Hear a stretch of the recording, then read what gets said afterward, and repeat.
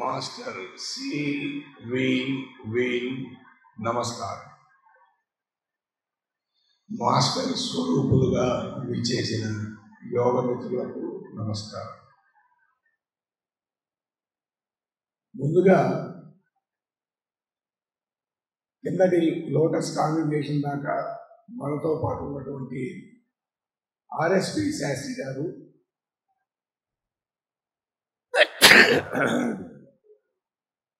Master గారు arrange చేసినటువంటి ఆల్బిట్ ప్లాట్ఫామ్కి చేరారు. వారు ఇంకా ఉన్నతమైనటువంటి స్థితికి వెళ్ళి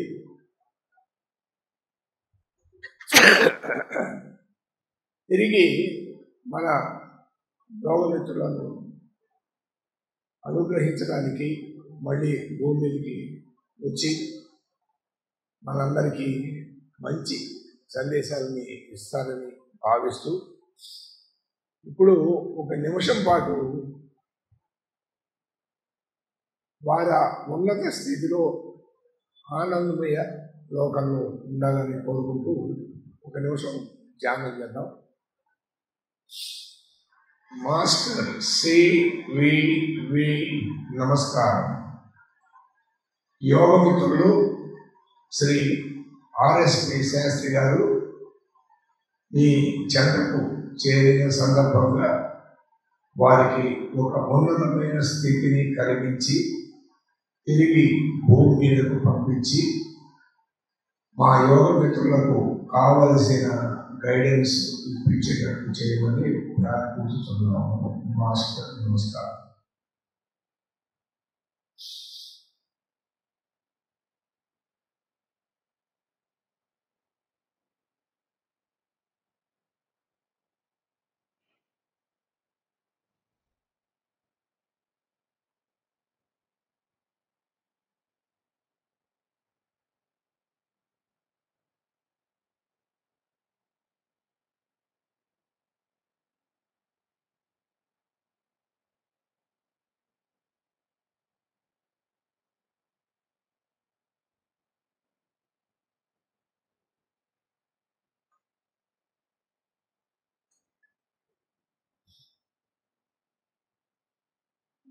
మాస్టర్ నమస్కారం. చాలామంది పెద్దలు ఓపికగా ఇంకా భోజనానికి వెళ్లకుండా వెయిట్ చేస్తున్నారు. ఇక్కడ ఈ కార్యక్రమాన్ని, ఈ ప్రవచనాలని చక్కగా విని ఆనందించాలని చాలామంది కోరుకుంటున్నారు. కానీ ఒక 5-10 నిమిషాల్లో ఏదన్నా ఒక సందేశాన్ని ఇవ్వాలి అంటే నాకు చేతకాని పని. నేను కనీసం ఒక 20-30 నిమిషాల టైం ఉంటే కానీ ఒక పర్టిక్యులర్ మెసేజ్ నీకు ఇవ్వలేదు. అలాగే నాకు చాలా వీడియోలు ఉన్నాయి యూట్యూబ్లో, అవన్నీ కూడా 1 గంట 40 నిమిషాలు వ్యవధిలో ఉంటాయి. ఇక్కడ అంతరంగము అనేటువంటి ఒక మంచి విలువైన పుస్తకాన్ని మీకు అంశాలనే ఉద్దేశంతో తీసుకొచ్చి పెట్టాము. ఆ పుస్తకంలో సాధకుడు ప్రారంభం నుంచి ఉన్నతమైన స్థితికి ఎలా వెళ్ళగలదు అనేటువంటి సందేశం అందులో ఇవ్వటం జరిగింది. ఇవాళ చాలామంది పెద్దలు ఒక మహత్తరమైన సబ్జెక్ట్ మీద మాట్లాడారు. శ్యామలమ్మ మాట్లాడినా, మిగతా పెద్దలందరూ మాట్లాడినా కూడా మాస్టర్ యోగ సాధన చేయటం ద్వారా ఈ సామాన్యమైనటువంటి మానవుడు ఉన్నతమైన మానవుడుగా ఎలా మారుతాడు, ఆ సబ్జెక్ట్ మీదే చెప్పారు చాలామంది. ఎందుకో ఈ సంవత్సరం మాస్టర్ ఆ సబ్జెక్ట్ ఎన్నుకున్నట్టున్నారు. అందరూ ఆ సబ్జెక్ట్ మీదే చెప్పడం జరిగింది. కర్మలు తొలగించుకునే విధానం, సాధన చేసేటువంటి విధానం. ఇక్కడ మెర్రీ లైఫ్, చీఫ్ లైఫ్ ఒక 2 పాయింట్లు మనకి చెప్పుకుని వాటిని ఆపేద్దాం. చీఫ్ లైఫ్ అంటే మనం ఎంతో బుద్ధిమంతులుగా చాలా డిసిప్లిన్ కలిగి ఉండి ఎవరిని ఇబ్బంది కలిగించకుండా నా జీవితాన్ని నేను గడుపుకుని నాకున్నటువంటి డబ్బుతో ఆనందంగా జీవితాన్ని గడుపుకుని చేయాల్సిన పనులన్నీ శుభ్రంగా చేసి శరీరాన్ని విడిచాం. కానీ ఇంత డిసిప్లిన్డ్గా ఇంత చక్కగా ఉన్నా కూడా తిరిగి జన్మకు రావాల్సినటువంటి పరిస్థితే. అంటే నేను కొన్ని విషయాలు కొంచెం ఖచ్చితంగా చెప్పాలి. ఇప్పుడు ప్రభాకర్ శాస్త్రి గారు లాంటి వారు సమస్తమైనటువంటి యోగ విషయాలు తెలిసినటువంటి వారు, గ్రహశాంతులు, వైద్యము అన్నీ తెలిసినటువంటి వారు కూడా 13-14 సంవత్సరాలు అనారోగ్యంతో బాధపడిన తర్వాత మాస్టర్ గారి దగ్గరికి వెళ్ళిన ఒకే ఒక క్షణంలో వారి సమస్తమైనటువంటి రోగాలు పోయినాయి. అంటే ఇది వీరికి తెలియక వీరు అప్పటిదాకా చేసినటువంటి సాధన క్రమం అంతా కూడా తప్పనే. అంటే ఈ పూజలు, పురస్కారాలు, హోమాలు, అభిషేకాలు, జపాలు ఇవన్నీ మనం చేస్తున్నాం. ఇవన్నీ తప్పన కాదు. అది ఒక మెట్టు. ఆ మెట్టులో సాధన చేస్తున్నాం. ఆ పై మెట్టు వెళుతూ ఉంటాం. మాస్టర్ సివి యోగం అనేటువంటిది హయ్యర్ లెవెల్లో ఉన్నటువంటి సాధన క్రమానికి అత్యంత ఉన్నతమైనటువంటి స్థితి. మానవుడు పరబ్రహ్మ స్వరూపుడుగా మారటానికి ఇది ఒక్కటే మార్గము. అందుకే అక్కడ MTA అని రాశారు. మ్యాన్ టర్న్డ్ ఆది. మానవుడు పరబ్రహ్మ స్వరూపుడు, ఆది పరబ్రహ్మముగా మారటానికి కావలసినటువంటి స్థితి ఇది ఒక్కటే. ఇది ఎలా చేరుకుంటుంది? ఒక సామాన్య మానవుడికి ఆ స్థితి ఎలా వస్తుంది? అది ఒక జన్మలో ఎలా వస్తుంది? జన్మలుగా సాధన చేసినటువంటి పుణ్యం వల్ల మనం ఇవాళ ఈ మార్గంలోకి రాగలిగాం. ఇవాళ ఇక్కడ మనం అందరం కలిసి ఇక్కడ ఈ సాధన చేస్తున్నామంటే అది మాస్టర్ యొక్క సెలక్షన్. వారు సెలెక్ట్ చేసుకుని ఇక్కడ కూర్చొని సాధన చేయమన్నారు. ఇంతకన్నా ఉన్నతమైన స్థితికి వెళ్ళేటువంటి పరిస్థితి మనందరికీ కల్పించారు. ఇలా మెట్టు వరుస అనేక జన్మలుగా సాధన చేసుకుంటూ ఇప్పుడు ఇక్కడికి చేరాం. ఇక్కడి నుంచి మనం ఇంకా డైరెక్ట్గా మాస్టర్ పాదాల దగ్గరికి, ఆల్రెడీ ప్లాట్ఫామ్ మీదకి వెళ్ళాలంటే ఏం సాధన చేయాలి? మనం మీరు అందరూ కలిపి ఒక్క 10 నిమిషాలు టైం ఇస్తే సబ్జెక్ట్ ఏమన్నా ఒకటి మాట్లాడుకుందాం, పర్వాలేదా? ఎందుకంటే మీరందరూ ఆకలితో ఉన్నటువంటి వారు ఆపేసేసి ఇప్పుడు నేను ఇక్కడ కూర్చోబెట్టి చెప్పడం నాకు ధర్మం కాదు. మీ పర్మిషన్ తీసుకోవాలి. మరి ఒక 10 నిమిషాల లోపే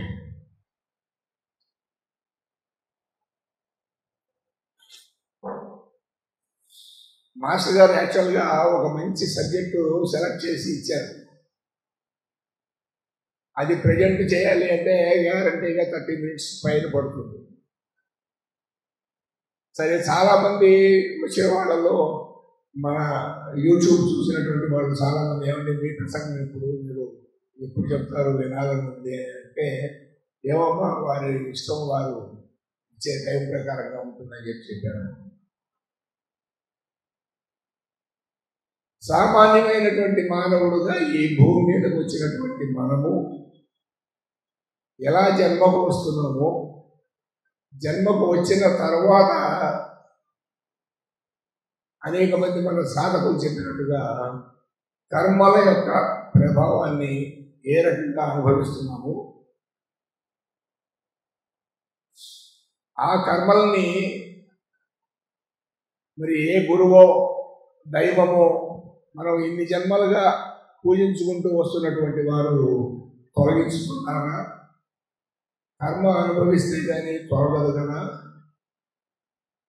మరి ఈ మార్గంలో ఏం చేస్తే మనకి ఉన్నత స్థితికి వెళ్తాము అంటే మాస్టర్ సివి ఒక్కరే డిక్లరేషన్ ఇచ్చారు, ఇండిపెండెన్స్ డిక్లరేషన్. గ్రహ సంబంధమైనటువంటి పంచభూతాత్మకమైనటువంటి ఈ శరీరంతో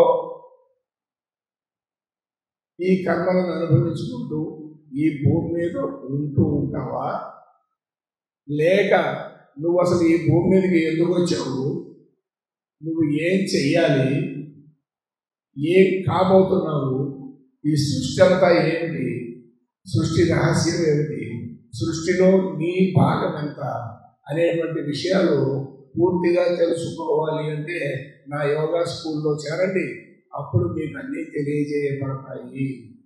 ఒక డిక్లరేషన్ ఇచ్చారు ఆ రోజుల్లో.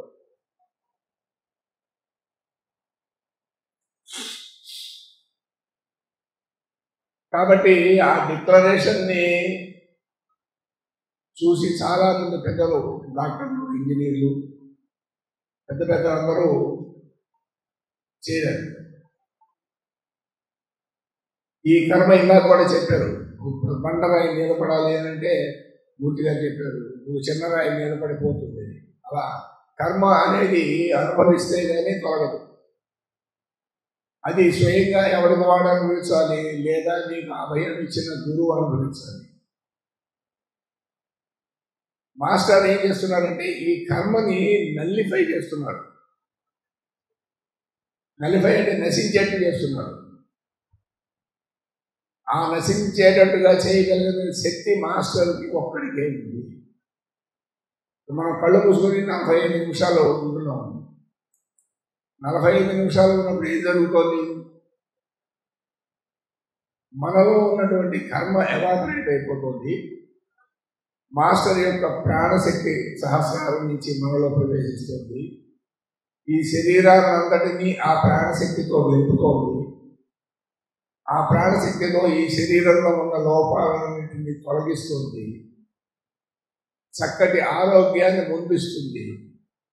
ఆరోగ్యం వచ్చింది కదా, హాయిగా ఉన్నాను కదా అని చెప్పి మళ్ళీ మార్గం వేసుకుంటే పప్పులో కాలేసినట్టే. అలా కాకుండా వచ్చిన ఆరోగ్యంతో మానవాళి కోసం కష్టపడి పనిచేస్తే ఉన్నతమైన స్థితికి వెళ్తారు. మన గురుదేవులు ప్రభాకర్ శాస్త్రి గారికి వల్లే వారి శిష్యులైన కృతరామకోట తాతగారు కూడా అనారోగ్యంతో బాధపడితే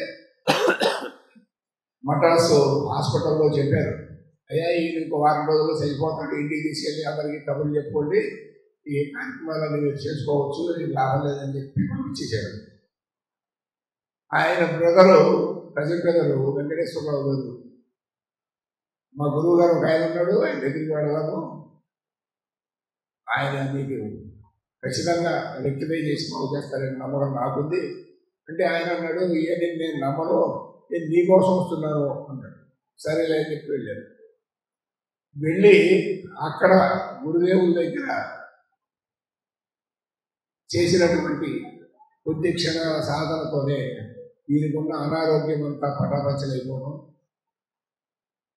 అప్పటి నుంచి అయ్యా నన్ను ఏం చేయమంటారు, రోజు మీ పేరు చెప్పుకుని నేను నా ఆరోగ్యం కోసం ప్రార్థన చేస్తాను అంటే, నువ్వు ఇప్పుడు ఆరోగ్యంగానే ఉన్నావు కదా, ఇంకా నువ్వు నీ ఆరోగ్యం కోసం మళ్ళీ ప్రార్థన ఏంటి, నువ్వు చేయాల్సింది ఏమిటయ్యా అంటే అందరూ బాగుండాలి అని చెయ్యి, అందరిలో నువ్వు కూడా ఉన్నావు, నువ్వు కూడా బాగుపడతావు అని చెప్పినటువంటి క్షణం ఏదైతే ఉన్నదో ఆ క్షణమే ఆయనకు పునర్జన్మగా భావించి, అదే పుట్టినరోజుగా భావించి, రేపు డిసెంబర్ 13వ తారీఖు కార్యక్రమం ఇందాక మా బావగారు శివానందం గారు అనౌన్స్ చేశారు. రేపు డిసెంబర్ 13 ఇట్లాగే మంచి కాంగ్రిగేషన్, ఓ చిన్న సైజు లోటస్ జరుగుతుంది అక్కడ. అక్కడ పొద్దున్న నుంచి సాయంత్రం దాకా కార్యక్రమం ఉంటుంది. సో అలా వారు ఆరోగ్యవంతులు అయిన తర్వాత అనుక్షణము అందరి బాగోగుల కోసం ఉన్నారు, అందరి కోసం పనిచేశారు. ఎంతమందికో ప్రాణభిక్ష పెట్టారు, ఎంతమందికో అనేకమైన సేవలు చేశారు. దెయ్యాలు, భూతాలు ఏంటి, అనారోగ్యం ఏంటి, ఆర్థిక ఇబ్బందులు ఏంటి, అన్నీ చేసుకుంటూ వచ్చారు. అటువంటి స్థితికి మారాలి అంటే పంచభూతాత్మకమైనటువంటి ఈ శరీరము నవగ్రహముల యొక్క అనుగ్రహంతో, నక్షత్రాలు, పాలబొమ్మలు, రాశిమండలం యొక్క శక్తి పంపిణీ వల్ల నడుస్తున్నటువంటి ఈ మానవుడు స్వయంగా శక్తిని సంపాదించుకుని ఇండిపెండెంట్గా బతకాలి. ఇండిపెండెంట్గా బతకడం అంటే మీలో ఉన్నటువంటి భౌతిక శరీరము, ప్రాణ శరీరము అనేటువంటి రెండు ప్రత్యేకమైనటువంటి శరీరాలు మనలో ఉన్నాయి. ఆ ప్రాణ శరీరాన్ని ఈథరిక్ బాడీ అని కూడా అంటారు, ప్రాణ శరీరం అంటారు, కారణ శరీరం అంటారు. ఇక్కడ ఒక విషయం మనం గమనించుకోవాలి. ఎప్పుడైతే మనిషి చనిపోతాడో అప్పుడు ఈ జీవాత్మ ఒకటి బయటికి వెళ్తుంది. ఆ ఒకటి బయటికి వెళ్ళిన తర్వాత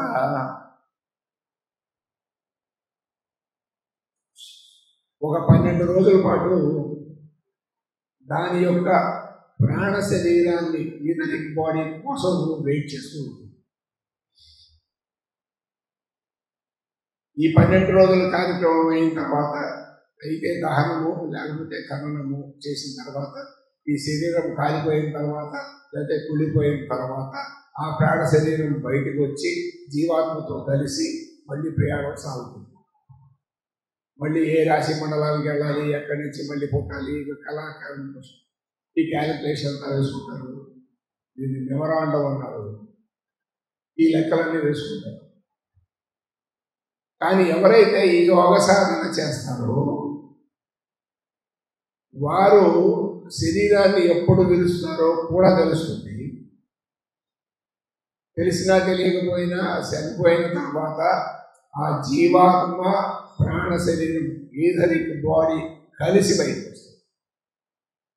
అది సాధన చేసిన వాళ్ళల్లో జరిగేటువంటి ప్రత్యేకత.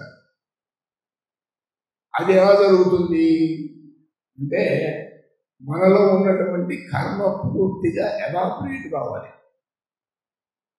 ఎప్పుడైతే ఇది పూర్తిగా ఎవాపరేట్ అయిపోయి ఈ కర్మ బ్యాలెన్స్ లేదు అన్నప్పుడు ఆ ఈథరిక్ బాడీతో కలిసి ఈ జీవుడు బయటకు వెళ్తాడు. బయటికి వెళ్ళినటువంటి ఈ జీవుడు, ఈథరిక్ బాడీ కలిసి పర్మనెంట్గా ఇక్కడ భూమి మీద ఉండిపోయి మాస్టర్ దగ్గరికి వెళ్ళి మాస్టర్ గారితో పాటుగా ఇంకా ఏమన్నా చేయాల్సిన సాధన కనుక మిగిలిపోతే సాధన చేసి మాస్టర్ గారితో కలిసి పని చేసినట్టుగా తయారవు. అది మన యోగం యొక్క ఫైనల్ స్టేజ్.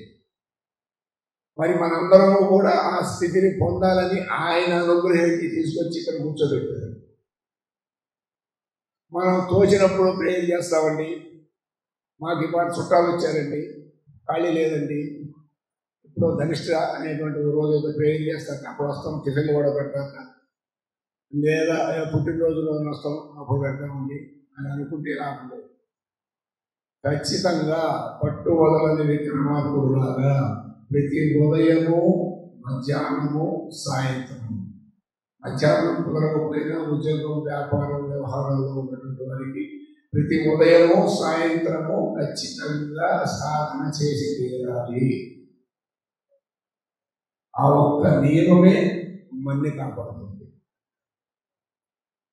సామాన్యంగా ఉన్నటువంటి మానవుడిని పొరలు లోపల తొలగించి ఒక ఉన్నతమైనటువంటి మానవుడుగా తీర్చిదిద్దబడుతుంది. ఒక పూర్ణ పురుషుడుగా తయారు చేయబడుతుంది. పూర్ణ పురుషుడు అంటే మగవాళ్ళే అని కాదండి, ఏ రకమైనటువంటి కల్మషము కర్మలు లేనటువంటి జీవుడు ఎవరైతే ఉంటాడో వాడు పూర్ణ పురుషత్వానికి వెళ్తాడు.